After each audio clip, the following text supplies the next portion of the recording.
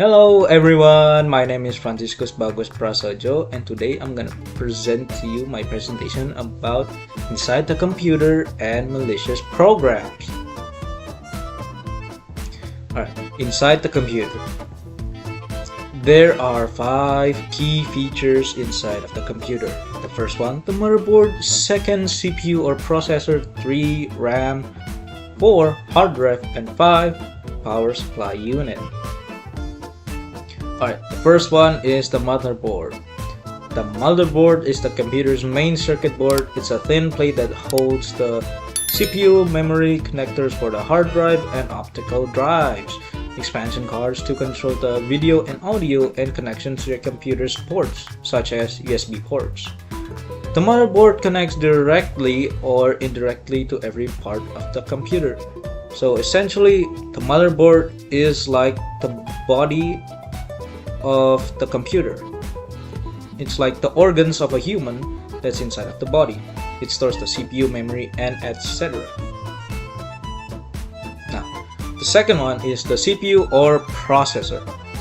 The central processing unit, CPU, also called a processor, is located inside the computer case on the motherboard. It is sometimes called the brain of the computer, and its job is to carry out commands. Whenever you press a key, click the mouse, start application, you're sending instruction to the CPU. So the CPU is like the input on whatever you do to the computer. Typing, clicking on the mouse, talking like this, it uses the CPU. Alright, now the third one is RAM, random access memory. RAM is your system's short-term memory. Whenever your computer performs calculation, it temporarily stores the data in the RAM until it is needed.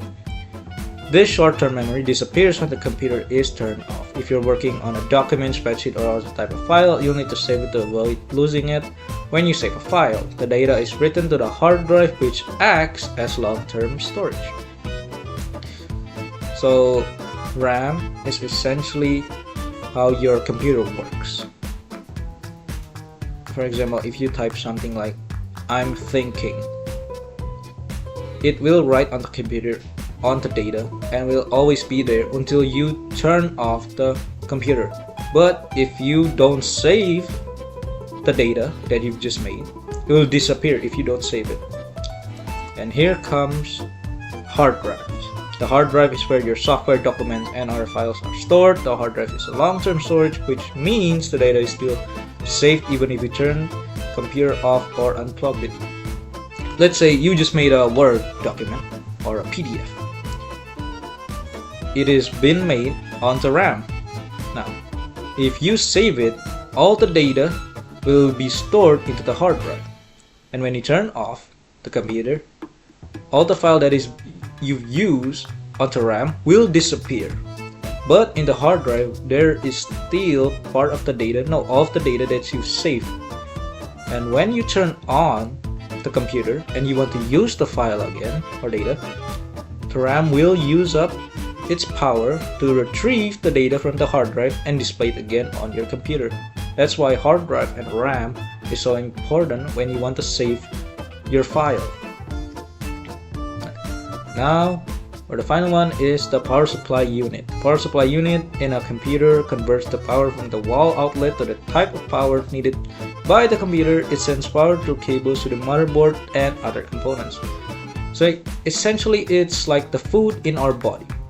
We eat something and we get energy. It's the same with the computer. The power supply unit is like the stomach. It stores energy and it gives energy to the rest of the body parts. So power supply units are pretty needed on a computer. If you don't have a power supply unit, you won't turn on the computer at all. The computer will not turn on. Alright, now for my second part, it's the malicious programs. Malicious programs. Malware covers malicious programs which are specifically designed to delete, block, modify, or copy data, or to disrupt the performance of computer and or computer networks. This class includes viruses, worms, trojans, and other programs used to automatically conduct malicious activity, hacking tools, constructors which can be used to create polymorphic code, and etc.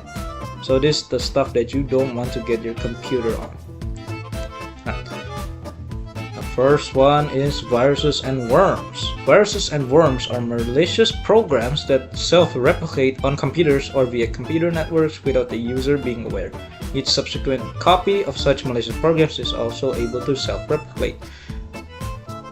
Viruses and worms, there's actually a difference between these two malicious programs. So, the virus, you need a certain type of action to make it self-replicate and destroy your computer. On the other hand, worms can self-replicate without any of your inputs. If you leave it by yourself, it will still self-replicate. While worms are much more dangerous, viruses are as dangerous but still much more faster than a worm. Now, for the third one is the Trojans.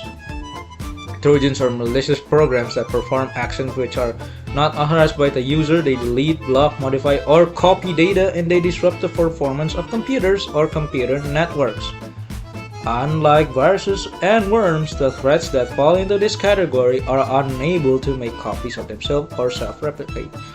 So Trojans are the same like virus and worms, but they do not self-replicate. So even if you do nothing or do something, it will not self-replicate, but it will still try to destroy your computer nonetheless. So it's still bad. Now, let's go to suspicious packers. Malicious programs are frequently compressed or packaged using a variety of methods combined with file encryption in order to prevent reverse engineering of the program and to hinder analysis of program behavior with proactive and heuristic methods. Antivirus programs detect the result of the action of suspicious packers, e.a. packed item. So, the difference between suspicious packers is that they compress the file into a zip package. But the difference between this one is that when you use a antivirus software, it will detect the Trojan, it will detect the virus, and it will detect the worm. But for suspicious packers, on the other hand, that it has been packed or compressed so much that the antivirus system has a hard dealing to find out if there's a virus or not. Usually it's so much more harder for the program to find a virus inside of a pack or zip. So it's actually pretty hard to find it if the people who use to hack your computers is using a suspicious packers. Now for the final one, it's malicious tools.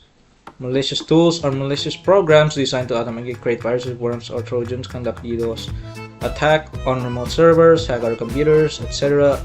Unlike viruses, worms, and trojans, malware in this subclass does not present a direct threat to the computer it runs on, and the program's malicious payload is only delivered on the direct order of the user. So the difference between of the other one is that these malicious tools can be directly used by the one who hacks your computer, like a hacker. So if you make something that makes the hacker unhappy, they will control your computer from far away range. For example, share your personal information, shut down your computer, or just give you more viruses. Now, thank you for listening to my presentation. If I said anything that was wrong with the information that I've given you, please go to the comments below and tell me what that I missed, and maybe I will make another video trying to explain how it is to protect your computer. Thank you so much for watching my video, and bye bye.